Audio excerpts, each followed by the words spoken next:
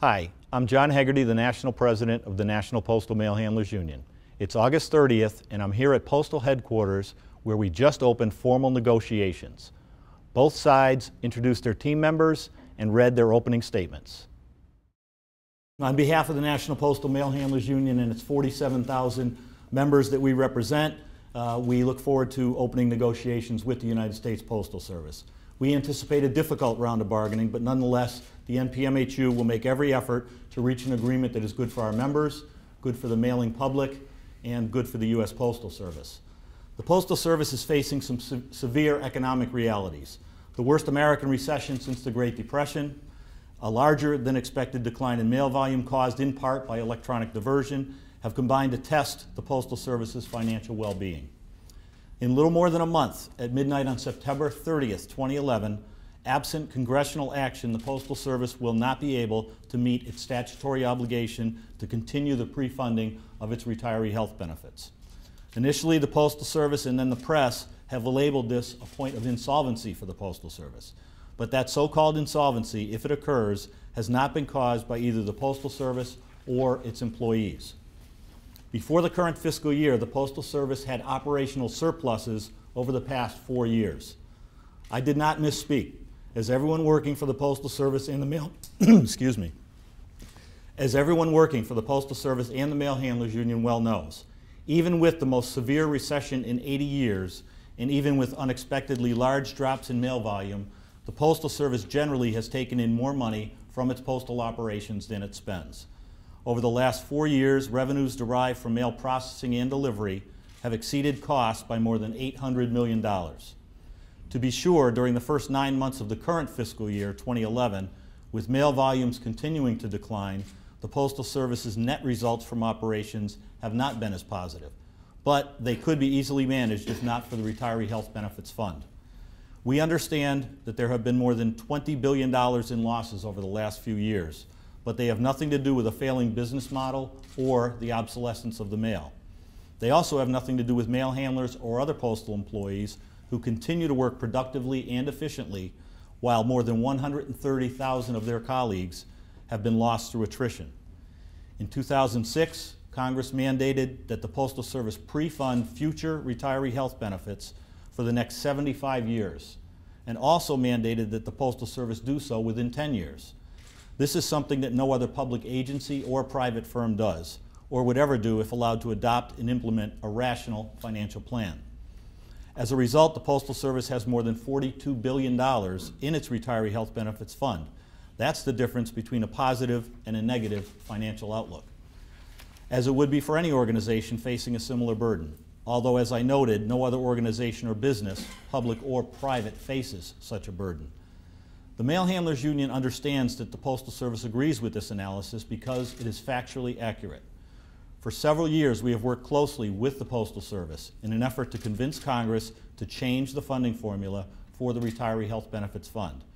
2 years ago, at the end of fiscal year 2009, we were successful to the tune of $4 billion in financial relief. Last year, at the end of fiscal year 2010, Congress did not provide any relief.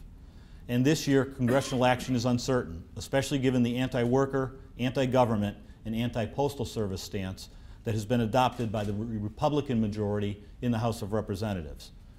To address these issues in Congress, a fully united front amongst the Postal Service, its customers or mailers, and its employees has never been more necessary. Yet somehow the Postal Service has used its current financial predicament as an excuse for launching an unprecedented attack on its employees and the collective bargaining process. Just weeks before bargaining, the Postal Service has asked Congress to abrogate the no layoff clause and to terminate the Postal Service's participation in federal health and federal retirement programs. To adopt these proposals would be wrong-headed.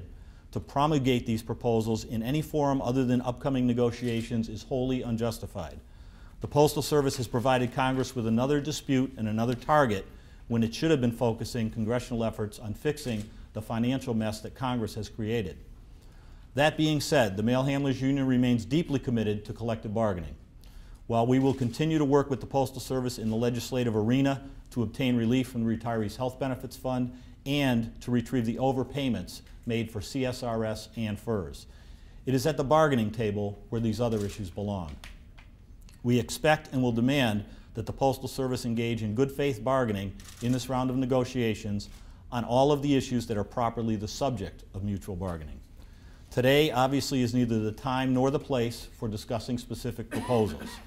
Not only are formal negotiations just beginning, but the Mail Handlers Union does not believe that it is productive to negotiate in public, in the newspapers, or in the halls of Congress. The goals of the Mail Handlers Union in this year's round of bargaining, however, can be stated simply. We seek a negotiated agreement that is both protective and constructive. It should protect career mail handlers who have dedicated their lives to the Postal Service, and it should protect the Postal Service against those who seek its demise. It should contain practical solutions to the problems faced by the Postal Service and all mail handlers so that the Postal Service and all of its employees can continue to provide the American public with the service that they have come to expect. In closing, let me state that the National Postal Mail Handlers Union seeks to obtain a fair and just settlement with the Postal Service. We understand that these negotiations will be difficult, but if management makes reasonable proposals and counter-proposals at the bargaining table, we certainly will recommend ratification to our membership. We also hope for and expect the same attitude from postal management, that reasonable proposals from the union will be met with acceptance. If both parties are able to adopt this approach to bargaining, I remain optimistic that we will be able to reach a negotiated settlement. Thank you very much.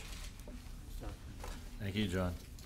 Let me make a statement to start off from a Postal Service management side of the discussion. First of all, I'd just like to thank the mail handlers.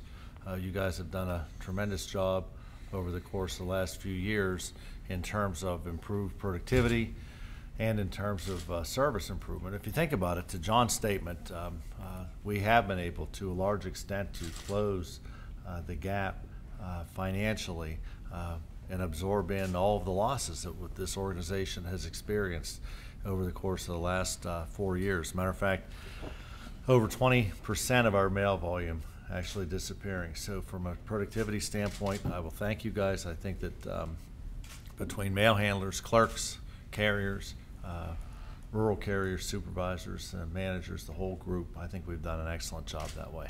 I also want to personally thank John for your leadership, working with us over these last few years with a lot of change, and I appreciate your participation in meetings that we've been having to try to bring people up to speed with the issues that we face. It's very critical that not only from a leadership standpoint we know what's going on, but it's critical that the employees know what's going on, because we do face a very dire circumstance going forward. Our economic situation is dire. Two things are driving it. It's the economics, first of all, of this country and what's happened to us from a mail volume perspective, but underlying and probably more critical is the loss of first-class mail that we're experiencing due to technology. That's not going to change. We can do anything and everything we see in our power to turn that around, but it's a matter of demographics and it's a matter of technology. So what that does is that creates a tremendous amount of pressure from a revenue standpoint. As you guys know, we live and die by the revenue line. Congress is not appropriating any money for us. I won't ask Congress to appropriate money, and I don't think, based on what John said before, with the economic climate that we see in the Congress, there's not a lot of appetite up there to make those changes either. So we're on our own as far as how we're going to go ahead and keep this Postal Service strong, a great place to work and a great place to serve the American public. And it's also important that we work together to keep this organization strong for the industry, because there's a lot of other people that depend on what we do in terms of how we run this organization in the print industry, in the mailing industry, in the catalog industry, and many other industries that are all part of the entire postal industry. The resolution of RHB is critical, and we will do whatever we can to get that resolved. The problem is, if we resolve it, it's still not going to change our finances going forward. We can resolve RHB and be relieved of that payment and still be out of money by next August. That's the grim reality that we face. Our top line revenue has seen some changes from an operating standpoint, to John's point, and we're seeing that first and foremost in this fiscal year 2011. One of the key things for us to work towards as we work through these negotiations is the future, because we have a pretty good understanding of what we think is going to happen with revenue going out into the future, and we've got to figure out how we can keep this place viable from a cost standpoint and continue to provide service at the same time. We are going to have to make some very large changes. And John, I agree with you. We need to work together at this bargaining table to come up with the solutions to those changes. Our goal from a Postal Service perspective in terms of the labor contracts is a fair, negotiated settlement, and it is also one that gives the Postal Service flexibility and affordability going forward. Those are going to be the key things. If we don't get those, that will hurt us from an organization standpoint. It also hurts us from an industry standpoint. So I also look forward to the next few months, productive negotiations. I look forward to working with you guys and with the whole team. I think that we can come up with a very good solution going forward that guarantees a strong postal service for the employees as well as for our customers in the industry going forward. So with that, let me just say thank you, and Okay, thanks, Pat. let's get started. Thank you. Okay, John. We realize that times are tough. We also realize that the Postal Service is facing an economic crisis.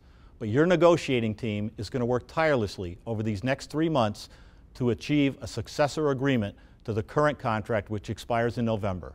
We ask that you stand with us and work with us as we achieve that goal. Thank you.